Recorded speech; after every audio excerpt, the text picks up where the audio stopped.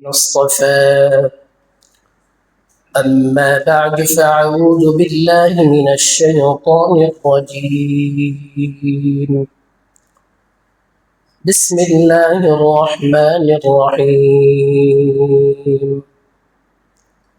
ولكل أمة جعلنا منسكا ليذكروا اسم الله على ما رزقهم من بهيمة الأنعام وقال الله تعالى في موضع آخر لن ينال الله لحومها ولا دماؤها ولكن يناله التقوى منكم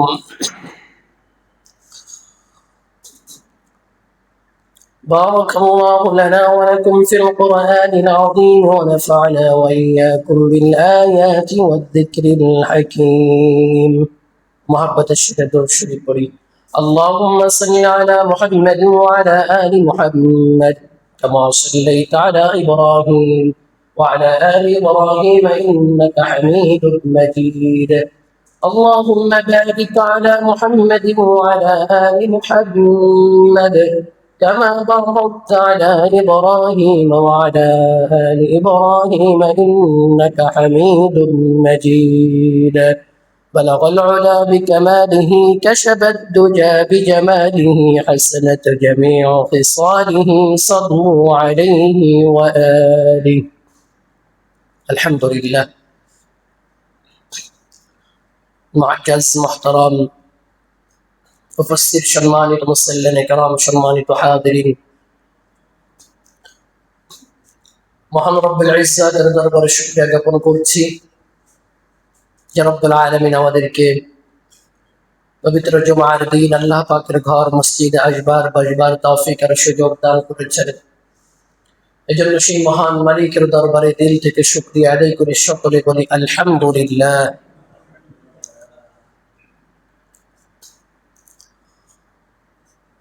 আমি আপনাদের সম্মুখে কুরআনুল কারীমের সূরাতুল হাজ এর 34 নম্বর আয়াতে কারিমা তেলাওয়াত করেছি। আল্লাহ পাক চাহেন তো আয়াতকে সামনে রেখে গুরুত্বপূর্ণ একটা ইবাদত উদহিয়া কুরবানি সম্পর্কিত আলোচনা অল্প সময়ের মধ্যে কিছু গুরুত্বপূর্ণ আলোচনা করব ইনশাআল্লাহ মা তৌফিক ইল্লা বিল্লাহ। সকলে বলেন আমিন।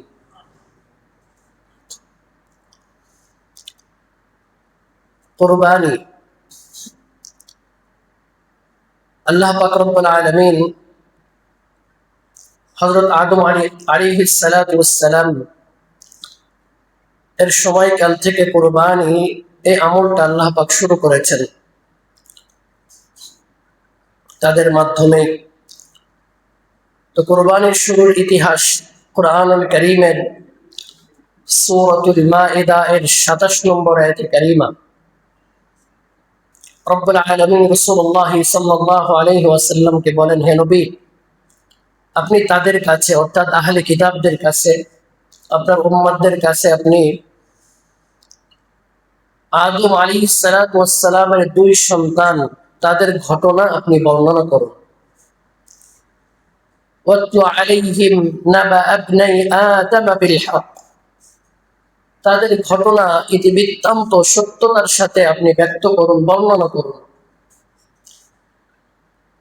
ইয ক্বাররাবা কুরবানান ফাতুকব্বিলা মিন আহাদিহিমা, তারা উভয়ে যখন তাদের কুরবানি পেশ করলো, আমি তাদের মধ্য থেকে একজনের কুরবানিকে কবুল করলাম।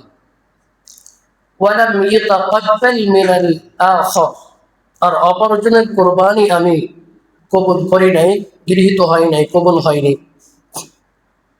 তো ঘটনাটি এমন ছিল, হযরত আদম আলাইহিস সালাতু ওয়াস সালাম এবং আমাদের আদি মাতা হাওয়া আলাইহিস সালাতু ওয়াস সালাম তাদের উভয়ের আল্লাহ পাক রব্বুল আলামিন সন্তান দান করতেন একটা ভিন্ন সিস্টেমে। সেটা হলো যমজ সন্তান, একজন ছেলে একজন মেয়ে। এই ঘটনা আমি ইতিপূর্বে আপনাদেরকে শুনিয়েছি। তো একজন ছেলে একজন মেয়ে, পরের বছর আবার একজন ছেলে একজন মেয়ে, দুইটি করে সন্তান জোড়ায় জোড়ায় আল্লাহ পাক তাদেরকে দিয়েছেন। তো প্রথম জোড়া হাবিল, হযরত আদম আলাইহিস সালামের সন্তান হাবিলের সাথে তার সহোদর যে বোন, আর কাবিলের সাথে তার সহোদর বোন। তো বিবাহের সিস্টেম ছিল, যেহেতু পৃথিবীর শুরু লগ্নে মানব সৃষ্টির পরে আদম আলাইহিস সালাম তার সন্তানরা ছাড়া পৃথিবীতে তো আর কারো জন্ম হয়নি। তো তাদের শরীয়তে এমন ছিল যে প্রথম জোড়ায় যে ছেলে এবং মেয়ে হবে, পরের জোড়ায় যে ছেলে এবং মেয়ে হবে। তো প্রথম জোড়ার ছেলে পরের জোড়ার মেয়ের সাথে বিবাহ বন্ধনে আবদ্ধ হবে। প্রথম জোড়ায় যে মেয়ে আছে সেটা দ্বিতীয় জোড়ার ছেলের সাথে বিবাহ বন্ধনে আবদ্ধ হবে। এটাই হযরত আদম আলাইহিস সালামের শরীয়ত ছিল। তো ঘটনাক্রমে হাবিলের সাথে যে মেয়েটার বিবাহ হওয়ার কথা, পরের জোড়ার বোন, সেগুলো খুবই সুন্দর। আর কাবিলের সাথে যে মেয়েটার বিবাহ হওয়ার কথা, পরের জোড়ার তাদের বোন, সে দেখতে বেশি সুন্দর ছিল না। তো কাবিল সে নাছক, সে বলে যে আমি কখনো এটা হতে দিব না, এই সুন্দর যে রমণী আছে তাকে আমি বিবাহ করব। আদম আলাইহিস সালাম তাদেরকে খুব ভালোভাবে বুঝাইলেন, কাবিলকে ডেকে খুব সুন্দরভাবে বুঝাইলেন, কিন্তু বোঝ নেয়নি, বলে না এটা কখনো হবে না। তো আদম আলাইহিস সালাম তাদেরকে একটা সুন্দর একটা সিস্টেম বলে দিলেন যে তোমরা আল্লাহ পাকের কাছে তোমাদের পক্ষ থেকে কোরবানি পেশ করো, যার কোরবানি আল্লাহ পাক কবুল করবেন তার সাথেই এই সুন্দর রূপসী তাকেই বিবাহ দেওয়া হবে। তো হাবিল সে খামার ছিল, কৃষি কাজ করত, খামার ছিল, দুম্বা ছিল, গরু দুম্বা এগুলো সে লালন পালন করত। তো তাদের শরীয়তে কোরবানি এমন ছিল যে কোরবানি যে জিনিস তারা কোরবানি দিবে এই জিনিসটাকে পাহাড়ে রেখে আসা হতো।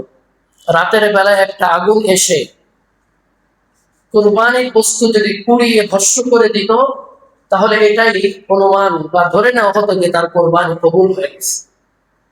আর যার মান অবিকল থেকে যাইতো, কোনো ধরনের পড়ে নাই, শেষ হয় নাই, তো বুঝতো যে তার কোরবানি কবুল হয়নি।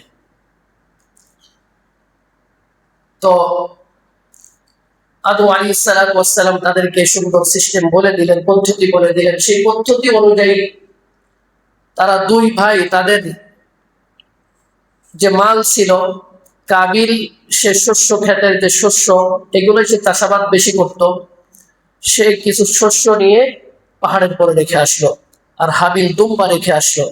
রাতের বেলা আগুন এসে হাবিলের দুম্বা পুড়ে ভস্ম করে দিল। সকাল হওয়ার পরে তখন হাবিলের কোরবানি যখন কবুল হয়ে গেল, তখন সিদ্ধান্ত হলো যে হাবিলের সাথে যে সুন্দর কাবিলের যে সহোদর বোন আছে তাকে বিবাহ দেওয়া হবে। তো যখন কোরবানি কবুল হলো, তখন কাবিল হাবিলকে লক্ষ্য করে বলল, শোনো, ক্বালা লাআকতুলান্নাক, অবশ্যই অবশ্যই আমি তোমাকে হত্যা করব। যখন এই কথা কাবিল হাবিলকে বলল, তখন হাবিল বলতেছে, ক্বালা ইন্নামা ইয়াতাকাব্বালুল্লাহু মিনাল মুত্তাকিন, নিশ্চয়ই আল্লাহ পাক মুত্তাকি যারা তাদেরটাই কবুল করেন। মুত্তাকিন যারা তাদেরটাই আল্লাহ কি করেন? কবুল করেন। এই ঘটনা লম্বা চওড়া ঘটনা। এরপরে সত্যিই কাবিল হাবিলকে হত্যা করে, ঘটনা ইতিপূর্বে আপনারা শুনেছেন। মূল বিষয় হলো এখানে আমাদের কোরবানির ইতিহাস বর্ণনা করা। পৃথিবীর শুরু লগ্নে, অর্থাৎ মানব সৃষ্টির শুরু লগ্নের পরে আদম আলাইহিস সালামের শরীয়ত থেকে কোরবানি শুরু হয়। বাকি আল্লাহ পাক প্রত্যেকটা উম্মতের ক্ষেত্রে কোরবানি নির্ধারণ করেছেন। প্রত্যেকটা উম্মতের ক্ষেত্রে কি নির্ধারণ করেছেন? কোরবানি নির্ধারণ করেছেন। প্রত্যেকটা উম্মত তাদের স্ব স্ব শরীয়তের পদ্ধতি অনুযায়ী কোরবানি দিত। রাসূলুল্লাহ সাল্লাল্লাহু আলাইহি ওয়াসাল্লাম উম্মত মুহাম্মাদের জন্য এত সুন্দর শরীয়ত আল্লাহ পাক দিয়েছেন, অন্য কোন নবীর উম্মতের জন্য এমন শরীয়ত আল্লাহ দেন নাই। তারা যদি কুরবানি দিত, কুরবানির পশুর গোশত তারা খেতে পারত না। কোন উম্মত, কোন নবীর উম্মতরা কুরবানির বস্তু কখনো খাইতে পারি নাই। কিন্তু আল্লাহ পাক এই উম্মতের জন্য এত সুন্দর একটা সিস্টেম করে দিয়েছেন, একটা পদ্ধতি, একটা শরীয়ত নির্ধারণ করেছেন যে কুরবানি তো দিবে আল্লাহর জন্য, ওই কুরবানির গোশত তাদের জন্য খাওয়া, এই নির্ধারণ আল্লাহ পাক করে দিয়েছে। কত সুন্দর একটা ফয়সালা। আল্লাহ পাক সূরাতুল হাজ্জের 34 নম্বর আয়াতে কারিমার মধ্যে ইরশাদ করেন, ওয়ালিকুল্লি উম্মাতিন জাআলনা মানসাকা, আর আমি প্রত্যেক উম্মতের জন্য জাআলনা নির্ধারণ করেছি মানসাকা, কুরবানিকে, নুসুক কুরবানিকে আমি নির্ধারণ করেছি, লিয়াযকুরু ইসমাল্লাহি আলা মা রাযাকাহুম মিন বাহিমাতিল আনআম, যাতে করে চতুষ্পাদ জন্তু থেকে তারা আমার নামে, আমার জন্য, আমার নামে তারা কুরবানি করে, জবাহ করে, আল্লাহ পাকের নামে তারা যেন জবাহ করে, এজন্য আমি কুরবানিকে নির্ধারণ করেছি। কুরবানি আল-কুরুব কারিব হওয়া, নিকটবর্তী হওয়া। কুরবানি কেন নামকরণ করা হয়েছে? যে কোনো কাজের মাধ্যমে আল্লাহর নৈকট্য অর্জন করা হয়, ওটাকে আবিধানিক অর্থে কুরবানি বলে। ত্যাগ স্বীকার, বাকি যেটার মাধ্যমে, যে কাজ করার মাধ্যমে আল্লাহর নৈকট্য অর্জন করা হয়, ওটাকেই কুরবানি বলা হয়। বাকি এই কুরবানিকে উযহিয়া বলা হয়। এই কুরবানি, উযহিয়া তথা পশু জবাই করার মাধ্যমে আল্লাহর নৈকট্য অর্জন করা, এটাই হলো কুরবানি বা উযহিয়া। আমরা কোন কুরবানি করি? বুঝলাম অন্যান্য নবীদের শরিয়াত, তাদের সময় কুরবানির প্রচলন কিভাবে হয়েছে। উম্মতে মুহাম্মাদী, আমাদের কুরবানিটা হযরত ইব্রাহিম আলাইহিস সালাতু ওয়াস সালাম এর যে মিল্লাত, তার যে শরিয়াত ছিল, হযরত ইব্রাহিম আলাইহিস সালাতু ওয়াস সালামের থেকেই আমাদের কুরবানির প্রচলন হয়েছে। আল্লাহ পাক রব্বুল আলামিন ইব্রাহিম আলাইহিস সালাতু ওয়াস সালামকে বিভিন্ন সময় পরীক্ষা নিয়েছেন, আর এই পরীক্ষায় ইব্রাহিম আলাইহিস সালাতু ওয়াস সালাম পাশ করেছেন। সর্বপ্রথম পরীক্ষা ইব্রাহিম আলাইহিস সালাতু ওয়াস সালামকে নিলেন নমরুদের আগুনের ভিতরে, ইব্রাহিম আলাইহিস সালাতু ওয়াস সালামকে নিক্ষেপ করা হলো। এই যে কঠিন এক পরীক্ষা, ইব্রাহিম আলাইহিস সালাতু ওয়াস সালামকে আল্লাহ পাক নিলেন।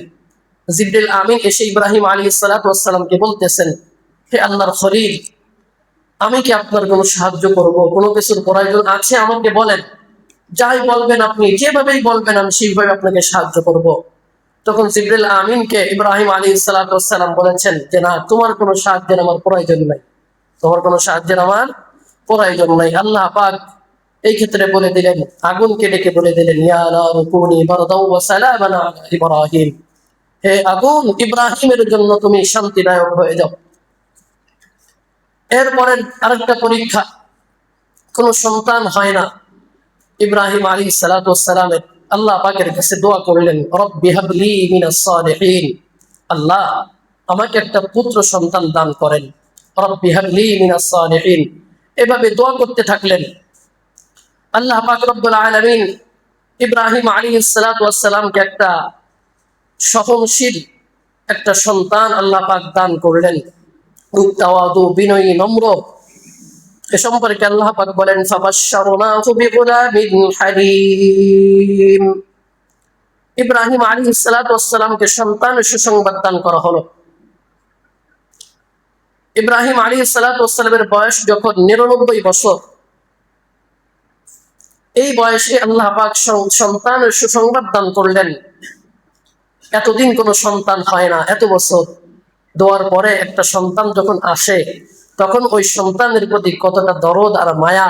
যাদের সন্তান হয়নি, একদম শেষ বয়সে এসে যখন একটা সন্তান হয়, ওই পিতাই বুঝবে যে ওই সন্তানের প্রতি কত দরদ আর মায়া মুহাব্বত হতে পারে।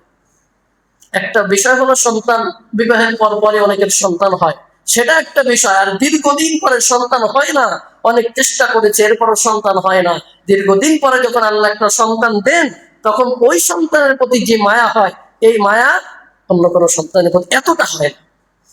তো আল্লাহ পাক সন্তান দিয়েছেন, ফুটফুটে সন্তান, ছেলে সন্তান হওয়ার সাথে সাথে আবার পরীক্ষা। এই সন্তান নিয়ে মরুভূমি প্রান্তরে রেখে আসে। লম্বা চড়া ঘটনা, ইতিপূর্বে আলোচনা করেছি। আল্লাহ পাক এই পরীক্ষা ইব্রাহিম আলাইহিস সালাম আল্লাহ বলার সাথে সাথে আর দেরি করেন নাই, সাথে সাথে নিয়ে স্ত্রী হাজেরা এবং সন্তান ইসমাইলকে নিয়ে সেই বাইতুল্লাহ কাবার পাশেই সেখানে রেখে আসলেন। আল্লাহু আকবার। সেখানে আবাদও হয়েছে পরবর্তীতে। এই পরীক্ষা পাশ করলেন। এরপরে সন্তান আস্তে আস্তে আস্তে আস্তে যখন একটু বড় হয়, বর্ণনা আসছে তাফসীরের মধ্যে 12 থেকে 13 বছর বয়স যখন উপনীত হয় ইসমাইল আলাইহিস সালাতু ওয়াস সালাম, তখন আবারও আল্লাহ পাক খলিলকে পরীক্ষা নেবেন, প্রিয় বন্ধুকে আবার পরীক্ষা নেবেন। আল্লাহ পাক স্বপ্ন দেখাইলেন। এ সম্পর্কে বর্ণনা আসছে কোরআনের মধ্যে। فلما بلغ معه السعي قال يا بني إني أرى في المنام। যখন সন্তান পৌঁছালো, প্রাপ্ত বয়সকে, একটা বয়সে উপনীত হলো যে বয়সে পিতার সাথে চলাফেরা করতে পারে, পিতার সাথে চলাফেরা করতে পারে, স্বপ্নের মধ্যে ইব্রাহিম আলাইহিস সালাতু ওয়াস সালামকে আল্লাহ পাক স্বপ্নে দেখাইলেন, ইযবাহ মা তুহিব্বু, হে ইব্রাহিম তুমি জবেহ করো তোমার প্রিয় বস্তু, যেটা তুমি সবথেকে বেশি পছন্দ করো, তোমার কাছে প্রিয়, এটাই তুমি জবেহ করো। ইব্রাহিম আলাইহিস সালাতু ওয়াস সালাম ভেবে উঠতে পারতেছেন না কি তার কাছে প্রিয় হতে পারে। সর্বপ্রথম তাফসীরের মধ্যে আসছে যে উট জবাই করতে লাগলেন, উট জবাই করতে লাগলেন, 100 উট 200 উট এইভাবে প্রথম দিন জবাই করলো। এরপরের দিন আবার একই প্রশ্ন, ইযবাহ মা তুহিব্বু, আবার একই প্রশ্ন। তৃতীয় পর্যায়ে এসে যখন একই প্রশ্ন দেখলেন, তখন তিনি বুঝতে পারলেন যে আল্লাহ পাক সবথেকে প্রিয় আমার যে সন্তান, হয়তো সন্তানটাকে আল্লাহ চাচ্ছেন। ইব্রাহিম আলাইহিস সালাতু ওয়াস সালাম হাজেরাকে বললেন, সন্তান ইসমাইলকে একটু সাজিয়ে গুজিয়ে দাও, যেহেতু মায়ের কাছে এইভাবে ব্যক্ত করতে পারেন নাই। তাফসীরের মধ্যে আসছে যে হাজেরাকে বললেন, সন্তানকে একটু সাজিয়ে গুজিয়ে দাও, আমি এক জায়গায় নিয়ে যাব। সন্তানটাকে সুন্দরভাবে পোশাক পরিচ্ছদ পরিয়ে সুন্দরভাবে গুছিয়ে পিতার হাত ধরে পাঠিয়ে দিলেন। রওনা হয়েছে, মিনার প্রান্তরে এসে সন্তান ইসমাইলকে জবেহ করবে। কিছুদিন যাওয়ার পরে শয়তান সুন্দর বেশ ধরে হাজেরার কাছে এসে বলতেছে, হাজেরা শুনছো, তোমার সন্তানকে তোমার স্বামী কোথায় নিয়ে যায় জানো কি? তোমার সন্তানকে তোমার স্বামী জবেহ করতে নিয়ে যায়। কয় না, লা ইউমকিনু লাহু ওয়া লা ইয়ানবাগি লাহু, এটা কখনো সম্ভব না। ফাইন্নাহু ইউহিব্বু হুব্বান শাদীদা, কারণ আমার স্বামী আমার সন্তানকে অত্যন্ত ভালোবাসে। এটা কখনো সম্ভব নয় যে আমার স্বামী আমার সন্তানকে জবাই করবে, এটা কখনো হতে পারে না। তখন শয়তান বলে, তুমি বিশ্বাস করো না ইব্রাহিমের রব ইব্রাহিমকে হুকুম করছে জবাই করার জন্য? তখন হাজেরা বলে, তাই? আল্লাহু আমারানি যাওজাক, আমার স্বামীকে কি আল্লাহ হুকুম করেছেন ইবনাক, যে তার সন্তানকে জবাই করবে, এটা আমার আল্লাহ কি হুকুম করেছে নাকি? বলে, হ্যাঁ আল্লাহ হুকুম করেছে। আলহামদুলিল্লাহ, আমার আল্লাহ যদি হুকুম করে আমি হাজেরা এটাতে খুশি, রাজি এবং সন্তুষ্ট যে আমার সন্তানকে জবাই করা হয়। সুবহানাল্লাহ। মা নিজের সন্তান, আল্লাহর হুকুম, সাথে সাথে মাথা পেতে মেনে নিয়েছে যে ঠিক আছে আলহামদুলিল্লাহ, আমি এটাতে কখনো বিচলিত নয়, আলহামদুলিল্লাহ আমি খুশি। শয়তান দেখলো এখানে কোনো চান্স নাই, এখানে কোনো সুযোগ আর নাই, দৌড়াইতে দৌড়াইতে চলে গেল ইসমাইলের কাছে। ইসমাইলকে দেয় ধোঁকা দিচ্ছে শয়তান, যে বলতেছে, ইসমাইল তুমি কি জানো পিতার সাথে কোথায় যাচ্ছ? হ্যাঁ আমার পিতা আমাকে নিয়ে যাচ্ছে বেড়াইতে, সেখানে ঘুরতে যাচ্ছে পিতার সাথে। কয় না, তোমার পিতা ইন্না আবাকা, তোমার পিতা তোমাকে ইউরিদু আইয়াযবাহ, তোমাকে জবাই করবে, এজন্য তোমার পিতা তোমাকে নিয়ে যাচ্ছে। কয় জবাই করবে, এটা কি আমার পিতার ইচ্ছায় না আল্লাহর ইচ্ছায়? বলে, আল্লাহ আমার আবাক, আল্লাহ তোমার পিতাকে হুকুম করেছেন। আলহামদুলিল্লাহ, আমার পিতাকে আমি সহযোগিতা করব আমাকে জবাই করার জন্য। সুবহানাল্লাহ। শয়তান ইব্রাহিমকে ধোঁকা দিয়েও সেখানে কোনো সুযোগ আর পেল না। ইব্রাহিম আলাইহিস সালাতু ওয়াস সালাম সন্তানকে নিয়ে গিয়ে প্রস্তুতি গ্রহণ করলেন। কিভাবে প্রথম সন্তানকে ইব্রাহিম আলাইহিস সালাতু ওয়াস সালাম জানালেন যে, সন্তান, হে আমার প্রিয় বৎস, আমি স্বপ্নের মধ্যে দেখেছি, ইয়া বুনাইয়া ইন্নী আরা ফিল মানাম আন্নী আযবাহুকা ফানজুর মাযা তারা। হে আমার সন্তান, আমি স্বপ্নে দেখেছি যে আমি তোমাকে জবাই করতেছি, এই বিষয়ে তোমার অভিমত কি? তুমি একটু ভেবে চিন্তে বলো। আমি দেখতেছি যে আমি জবাই করতেছি তোমাকে। তখন সন্তান পিতা ইব্রাহিমের এই প্রশ্নে উনি ওনার অভিব্যক্তি পেশ করতেছেন। قال يا أبت افعل ما تؤمر ستجدني إن شاء الله من الصابرين। হে আমার পিতা, ইফআল মা তুকমার, আপনি যা আদিষ্ট হয়েছেন, আপনাকে যা হুকুম করা হয়েছে আপনি পালন করেন। আল্লাহ আপনাকে যে হুকুম দিয়েছেন আপনি আপনার হুকুমকে পালন করেন। সুবহানাল্লাহ। এরপরে ইব্রাহিম আলাইহিস সালাতু ওয়াস সালামকে আরো বলেন, সাতাজিদুনি ইনশাআল্লাহ, আপনি যদি আল্লাহ পাক যদি চান আপনি আমাকে পাবেন আস-সাবিরিন, ধৈর্যশীল। ধৈর্যশীলদের মধ্যে আপনি আমাকে পাবেন, আমাকে ধৈর্যশীল অবস্থায় পাবেন। তাফসীরের মধ্যে আসছে, তাফসীর ইবনে কাসিরের মধ্যে, যে এই পর্যন্ত বলার পরে ইব্রাহিম আলাইহিস সালাতু ওয়াস সালাম ইসমাঈল আলাইহিস সালাতু ওয়াস সালাম যে কয়েকটি কথা বলেছিলেন তার মধ্যে অন্যতম কথা হলো, এক নম্বর যে বিষয়টি বলেছেন যে, পিতা, আপনি যখন আমাকে জবাই করবেন তো আমার গায়ে যে জামাটা থাকবে এই জামাটা যেহেতু রক্ত লেগে যাবে আমার মায়ের কাছে আপনি দিবেন না। দ্বিতীয় নম্বর, আমার হাত পা খুব মজবুতি সহকারে বেঁধে নেবেন, ভালোভাবে বাঁধবেন, যাতে করে আমার হাত পা আপনার গায়ে না লেগে যায়, আপনার গায়ে কোনো আঘাত না লাগে, এজন্য আমাকে আপনি শক্ত করে বাঁধবেন। তৃতীয় নম্বর কথা, ইসমাঈল আলাইহিস সালাতু ওয়াস সালাম তার পিতাকে বললেন, যখন আপনি জবাই করবেন তখন আমার চেহারাটা নিচের দিকে রাখবেন, আমার চেহারার দিকে আপনার নজর পড়লে হয়তো আপনার মায়া লেগে যাইতে পারে, আর যখন আমার মুখের দিকে আপনার নজর পড়বে আপনার মায়া লাগবে, তখন হয়তো আপনি আল্লাহর বিধান পালন করতে আপনার জন্য অনেক কষ্ট হয়ে যাবে। পিতা, আপনি আমাকে উপর করে শোয়াবেন যাতে করে আমার চেহারাটা নিচের দিকে থাকে, আমার চেহারার প্রতি আপনার জন্য মায়া না পড়ে, নজর না পড়ে, এজন্য আপনি আমাকে উপর করে শোয়াবেন মাথা নিচের দিকে দিয়ে। চতুর্থ নম্বর, তরবারিটা ভালোভাবে ধার দিবেন, খুব ভালোভাবে ধারালো তরবারি দিয়ে জবাই করবেন, যাতে করবে জবাই করার সময় আপনার কষ্ট না হয়। এরকম ভাবে কিছু কথা তাফসীরের মধ্যে আসছে। তো যখন সবকিছু সম্পূর্ণ করলেন ইব্রাহিম আলাইহিস সালাতু ওয়াস সালামকে, ইব্রাহিম আলাইহিস সালাতু ওয়াস সালাম তার সন্তান ইসমাঈলকে জবাই করার জন্য জবাই করবেন, ছুরি হাতে নিয়েছেন, জবাই করবেন, ছুরি চালাবেন, এমন সময় আল্লাহ পাকের পক্ষ থেকে আওয়াজ আসছে, ফালাম্মা আসলামা ওয়া তাল্লাহু লিল জাবিন ওয়া নাদাইনাহু আইয়া ইব্রাহিম ক্বাদ সাদ্দাকতার রুয়া। ডাক আসছে আসমান থেকে, একটা আওয়াজ ভেসে আসছে, ইব্রাহিম, তুমি তোমার স্বপ্নকে সত্য প্রমাণিত করেছো, তুমি তোমার স্বপ্নকে বাস্তবায়ন করেছো, সঠিকভাবে তুমি বাস্তবায়ন করেছো। আল্লাহ পাক রব্বুল আলামিন জান্নাত থেকে জিবরিল আলাইহিস সালাতু ওয়াস সালামকে জান্নাতি দুম্বা দিয়ে পাঠিয়ে দিলেন কোরবানির জন্য পাঠিয়ে দিলেন। তাফসীরের মধ্যে এই বিষয়ে একটু বর্ণনা আসছে যে যখন কোরবানি করবেন, জবাই করবেন, ছুরি চালাচ্ছেন, এই মুহূর্তে জিবরিল আলাইহিস সালাতু ওয়াস সালাম জোরে জোরে জোরে তাকবীর বলতেছেন, আল্লাহু আকবার, আল্লাহু আকবার। এই তাকবীর যখন ইসমাঈল আলাইহিস সালাতু ওয়াস সালামের কানে আসছে, ইসমাঈল আলাইহিস সালাতু ওয়াস সালাম বললেন, লা ইলাহা ইল্লাল্লাহু আল্লাহু আকবার।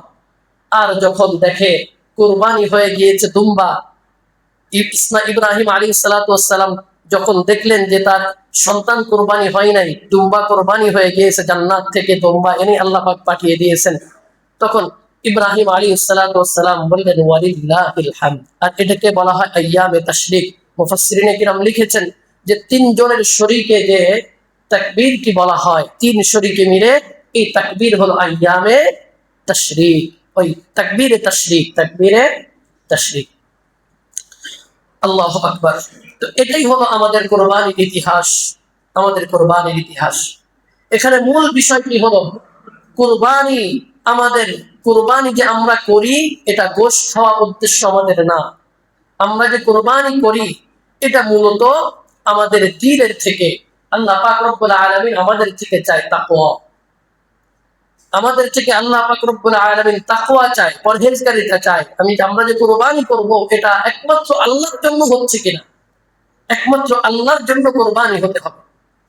লা ইয়ানালুল্লাহু লুহুমুহা ওয়ালা দিমাউহা ওয়ালাকিন ইয়ানালুহুত তাকওয়া মিনকুম।